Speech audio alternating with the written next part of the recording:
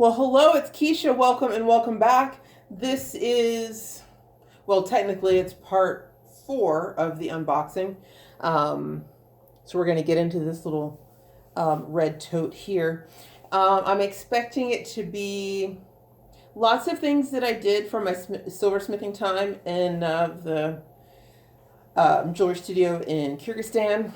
And then the rest is a mystery. So let's just get into it. Hopefully I can sit down without knocking the table. Yeah. So let us see here. All right. Here we go. Like I said, I haven't seen this stuff for real in quite some time, so I'm curious as to what all we've got. Okay, this looks like a bag of rings. We'll just take them in turn and I'll show you what I've got going on. Rather curious, I have to say. Ooh, okay. These are all, wow. These are all antique Kyrgyz pieces. This is like a young woman's engagement ring. It's actually, this is a Kyrgyz coin. This is something, this I believe is a married woman's ring, if I'm not mistaken. No, I think this is from Uzbekistan. Hard to remember. Can't quite tell. This one for sure is from, is this Kyrgyz, and this is what a Kyrgyz woman would wear, a married woman would wear. This came to me as a gift from Kamila Dushanbayeva. She was the head of the university where I studied when I was in Kyrgyzstan, and then later went on to become the Minister of Education. This is, I was so touched, I have to say, when she gave that to me. It was no secret by the time, I mean, it was a gift at the end of my year there, and it was no secret that I was spending, part of my time at the university in the mornings, and then I would spend the rest of my time at the jewelry studio. So they all knew that I was making jewelry, and she asked me to come into her office one day, and she gave that to me as a gift, and I was really quite touched. This piece actually came from Rennie Smith. She was the director of my NGO's office in Tajikistan. She also happens to be the wife of the Tajik ambassador at the time. And I thought that was a lovely, lovely gift. And I think this, it may have been a gift or it may have been something that I found and bought. I just can't quite remember. And then coming to this, this is an earring, Kyrgyz style. And I think I have some of these. I may have actually made a pair myself, so I'm curious to see if that's in here. But yeah, these are lovely pieces. So glad to see them back in the mix. I'm just gonna put stuff off to the side and throw the plastic over there. Okay, cool. This is a ring that came from this little store down the street from my first apartment in Kyrgyzstan. And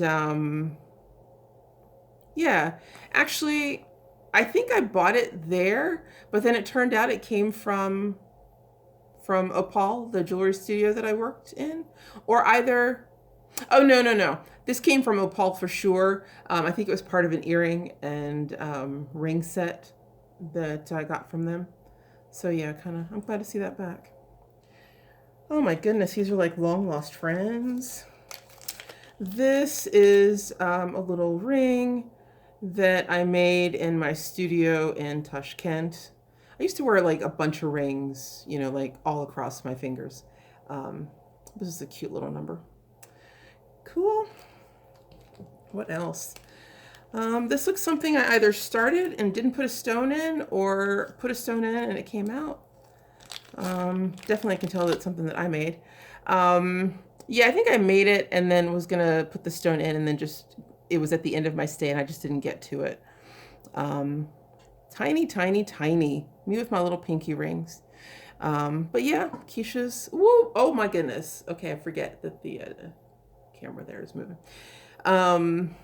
But yeah, it's been some time, but yeah, that was all me. Cute. This is something that I bought, it seems, I think. Come on.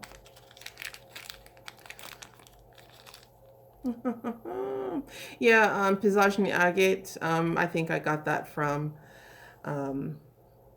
likely, this is from Opal. Yeah. Oh my goodness. I can only imagine what is in this box. I'm trying to get a little closer here. My arms still hurt from those few minutes that I sat without the seat yesterday. Now here is my, this is my high school class ring. I want to say not as interesting, but it is quite pretty. And thank you, Mom, for getting this for me. I appreciate that. But yeah, I think it says Lindsay on one side, and it has a band emblem. I was in band for 4 years. And 1992, year I graduated, and then the shield of Winter Park High School, where I went to school. And then, of course, the stone, pink tourmaline, or simulated pink tourmaline. And then I think the inscription is Winter Park Wildcats around the bezel there. This was really pretty. I mean, I wore this, you know, all the time. And actually, to look at it, it has stood the test of time. It looks like a beautiful class ring, and I'm glad to have it. Here are a couple of rings that I picked up at the bazaar in Chorsu in Tashkent. Really lovely pieces of carnelian from Turkmenistan, set in German silver, which is, I believe, German silver. Is that copper and nickel? Testing my jewelry knowledge. These look like a bag of earrings. Just put them aside and pick them up. Okay, so these earrings, actually, I know I bought these at that little, oh man, let me use my little plastic baggies.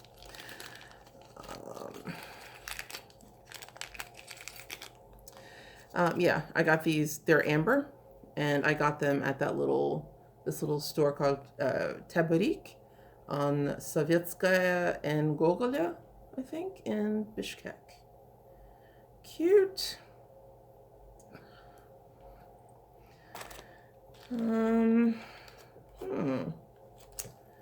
These look like something from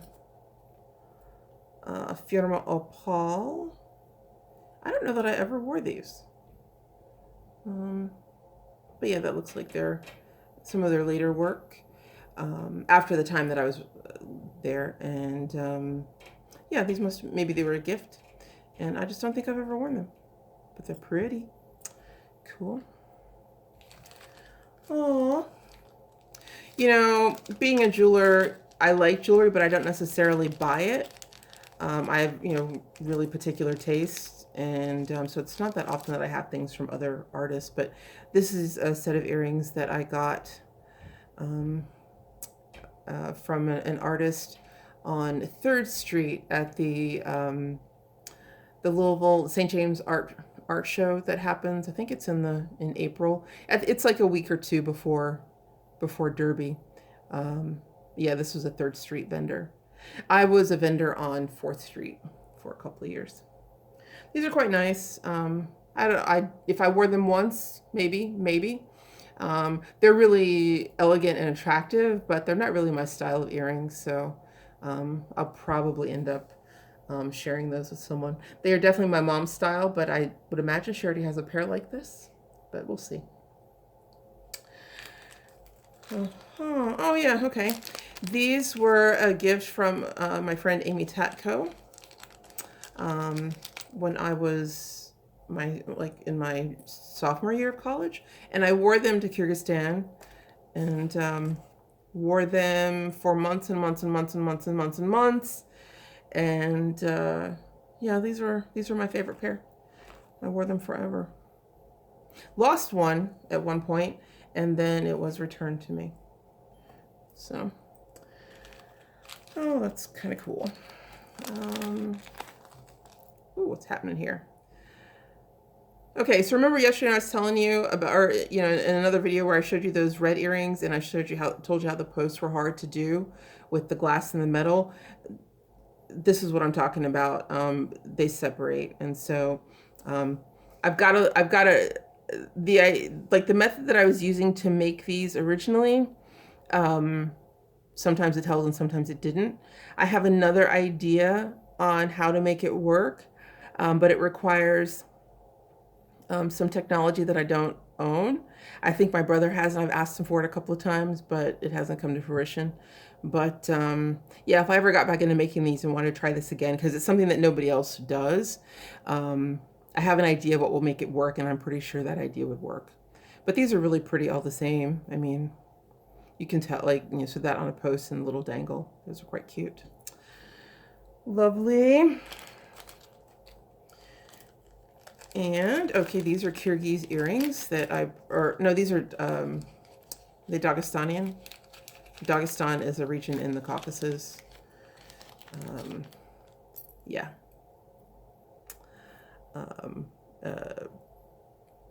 The practices, the method is, I think it's Nilo. The blackening here, the cher is what it's called in Russian. I don't know that I ever wore these, but they're lovely. I rather like them. I guess I can turn them this way. Yeah. One thing that I noticed, like with these like ear wires, I don't like them when they're too long. I like my earrings to sit a little bit closer to the lobe. And so, you know, this is the kind of thing that I would reshape that if I were going to wear them. But at this point in my life, they're kind of not my style, but they're lovely all the same. Somebody's going to enjoy wearing them. Oh, these are cool. Did I make these or did I buy these? They came from, no, these came from Opal. Dendritic agate, and these are beautiful. I love these. I probably only wore them a handful of times. Who knows how many more times I will wear them, but I love them and I'm glad to have them. These are lovely. These are some garnet earrings given to me by Denise, my first Russian boyfriend when I lived in Kyrgyzstan. Aww. Yeah, he gave me these earrings and a necklace just before I left, and these are super awesome, and he was super sweet. Aww. Yay. He was a good one. I think about him every now and again. These are Russian portrait earrings from one of the maybe like Metropolitan Museum of Art catalog from like when I was in high school. I really love them, and a couple of my friends gave them to me as a birthday gift. And these are Demortierite earrings. And I love them because they were Russian portrait earrings. And I forget the portrait that they were in, but they were inspired by the earrings worn in a Russian portrait. Yay. Okay, these are something that I made. Nefrik Jade earrings that I made when I was working in the studio in Kyrgyzstan. And it's funny that I still have them because I remember there was this woman that I went to visit as part of my work, and she really, really, really loved these and wanted to buy them from me. And because I had made them and because they were so special, I wouldn't sell them. But gosh darn it, you know, even though now it's cool to look at them and see that I have them, I don't think I would ever wear them, and I wish that I'd given them to her so that she could, because she obviously loved them and would have worn them. But yeah, just my own little handiwork. So now if I were making them, like this is entirely too long for me, this ear wire, I would shorten that for real. But yeah, just kind of cool to see that, hey, I made that. There's going to be a lot of that. I don't know if I want to say that every single time, but oh wait, okay, so this is a pair. I don't know, another pair. These are cool. I think I'll see it. There'll be another pair like these in chrysoprase, but these are done in turquoise, and they're just cute. I would actually probably wear these now. Still not quite my style. I mean, when I made them, they certainly were, but maybe not now. And of course, I'd have to change the ear wire too. But those are cute. Girl's got some skill. They were early on in my career, like, you know, the second or third month kind of thing. Oh, okay, so this, oh my goodness, this is a self-portrait in metal. There was a time, right, when I had long hair and I used to wear it piled high on the top of my head, And then one day I made this little человечек, it's person, out of wire, and I thought it was cute. And then I did it again because I had these stones, and you'll see these stones come up in something else. They're obsidian. And this this particular piece of obsidian is brown with flecks of black. Sometimes though, obsidian, it's clear with flecks of black, but when you look at it face on, it looks black, but it's not. And then I took the granulation balls to make my hair. So yeah, self-portrait in metal. She's too cute. I love it. Oh, well, you know, okay, so Russian barrette. I think my friend Sia gave this to me when I was in college. She spent time in Yaroslavl and knew that I liked barrettes, and so this was hand painted, and this is a gift from her. Another little something that I made. It looks like it's a necklace that's maybe a little bit twisted. Here we go. So cute and fun, easy, really. I like that. It's kind of nice. Cool. This is a camouflage bracelet from Turkmenistan. Turkmenistan is the only one of the 5 stands that I did not get to travel to when I lived in Central Asia. I'm still a little peeved about that, and it's still on my list. I want to do the desert, the bazaar in the desert, and so I'm looking forward to that. But yeah, this is woven camel hair. Yeah, cool. Haven't seen that in forever. Oh, some little silliness here. I had a thing for a while, about like, you know, bead space, and like this knotted type of thing. It's just a little bracelet, and I might just end up, I put this on, I'm gonna end up wearing it throughout the rest of the video. But yeah, quick, easy. Look at that. Cute. You know, the only reason I ended up like going into jewelry was because the first time I made some things, I showed them to like some people at dinner that night, and they instantly wanted to buy them. This is a Jade and Pearl bracelet. Looks like it needs to be, it's been worn a few times, so it's a little bit loose, but actually it fits pretty well. So yeah, it's quite nice. I like that. I wore that quite a bit. Okay, so at least this is just the box, but you know what was in here. A Kyrgyz flag. Little flag pin. This looks like something I was planning but did not finish. I don't want to open it because I don't want to get into that. But these are also the style of Kuzmancho, the evil eye beads from Tashkent. And I bought tons of these because, you know, when you see them, you have to buy them because you don't know when you're going to see them again. And dude, I mean, when I tell you I have a box, like I tried to bring the country back with me. I have a lot of this stuff. And some of it I have, well, of course, some of it is sold, some of it I've given away. I took some to Korea with me and gave away like a bunch of keychains and stuff. And yeah. Oh, speaking of Korea, this is some Murano glass that my friend Leo gave to me. I met him in Korea, and he went on a trip to Italy and came back with this little glass beaded bracelet for me. So I like that. Leo's a good kid. Oh, all right. So remember yesterday when I showed you the dragon bracelet? Okay. So this is the other one.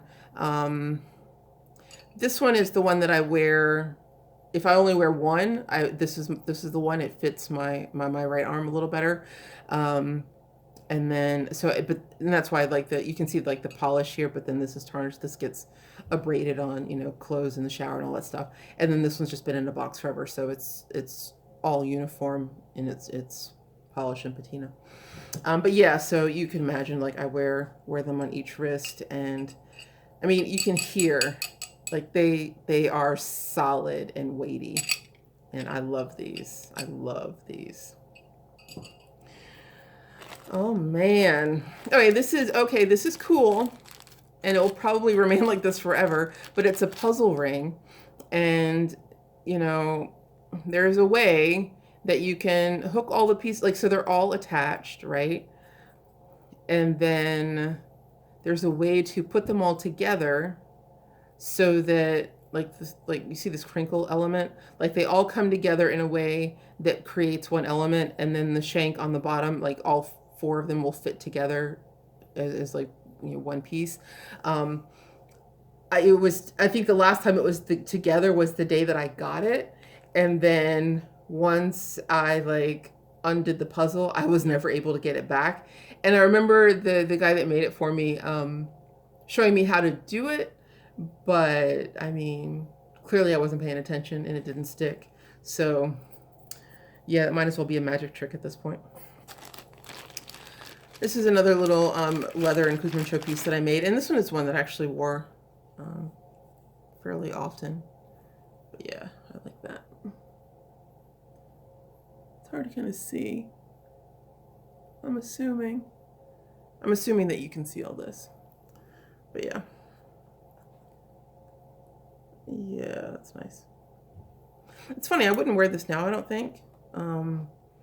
But you know, maybe at one point I do a retrospective or something. It'd be nice to have some pieces to show. Although I do have, I'm so sorry about moving this camera. It's because I'm far away from the table that I'm leaning into it, and I forget that if every time I touch the table, it's gonna jostle the camera.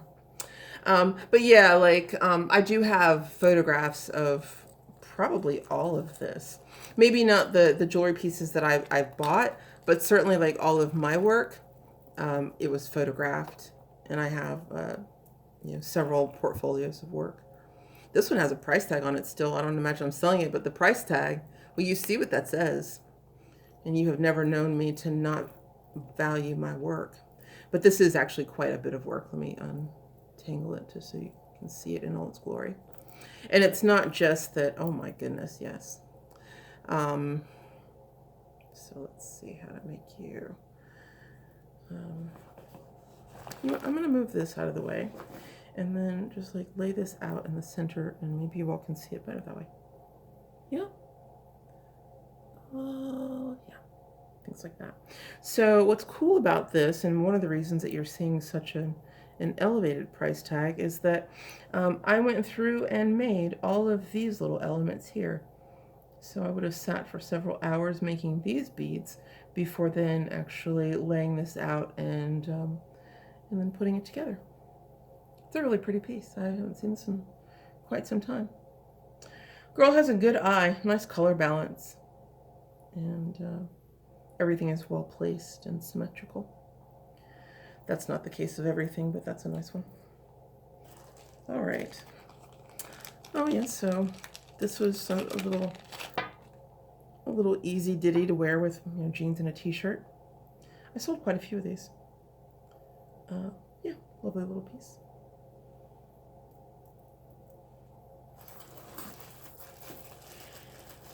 Some of these things that are going to be in here are going to be, you know, costume jewelry. I think I'm going to skip that. My mom went through a period where she loved costume jewelry, and I was the beneficiary of some of that. So I've got these random gold costume pieces that part of the collection, not things that I wear now. When I was a kid, I wanted to be like mom, so I would wear them all the time, but not so much now. Okay, so these are some brass bracelets, again, from the artist I mentioned yesterday, Levan Avakian. This is just a stamped brass cuff. Let's see. Oh man, you know, Kesha had a small wrist, and I told you I like my things to fit close. This one was just ridiculous. I'm not even going to try that. Same thing, stamping, brass cuff. I don't know that I'd wear brass. I don't know that I'd wear this. I might polish it up just to see if I like it more, but if not, I could see those. I could see these being shared with a wider audience. So, yeah. Cool.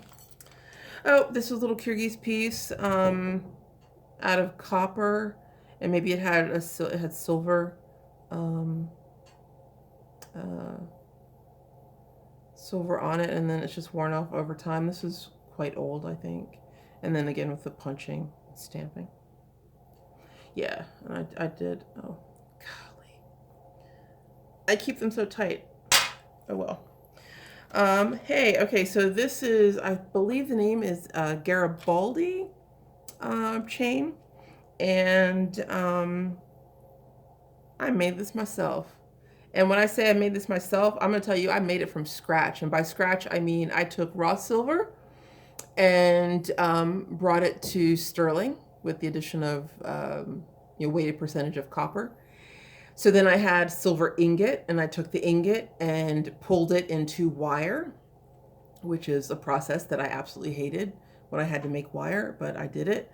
So yeah, I made wire, and then you have to spool the wire to make these little spirals, and then you cut the spirals, and then you have to wrap or twist the spirals, entwine them together, and they have to touch in such a way that where they touch, you then go back and you solder each point. And then once it's soldered, you cut off the little excess points where it was, the spirals were cut, and then have to sand it down to make it smooth, and then it goes into polishing. These are a lot of bleeping work. And I remember I made more than one. And the first time I made it, you've got to solder each little point here. There are 2 points on each link, that gets soldered. And you have to do this all the way down the length of the chain.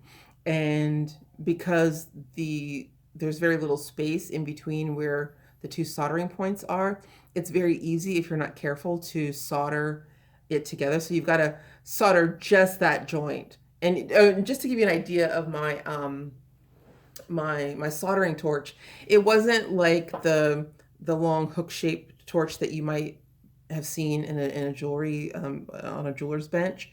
I was actually using a Bunsen burner and using that as my torch. So yeah, and then my compressor, I had a compressor using benzene, and it was a series of 3 fish tank compressors wired together with hoses. And then I had a hose from the benzene into the compressor, and so the compressor would push the benzene, or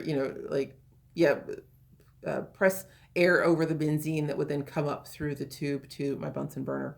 And then I would hold that. So so a Bunsen burner is going to be like a round disc, and then the stand that the flame is in, and you hold the disc in your hand here with the stem coming out, and you hold it over and solder each individual piece. So it was quite a feat, and I don't think, I think this is all smooth. I don't think I have any spaces where I soldered it together. There's my first chain, and we might see that in here, where I did solder it together in 1 or 2 places, but I still got the compliment of my people, because it turns out that my soldering job on that particular style of chain was better than one of the more experienced jewelers on the team. Ha, ha, ha.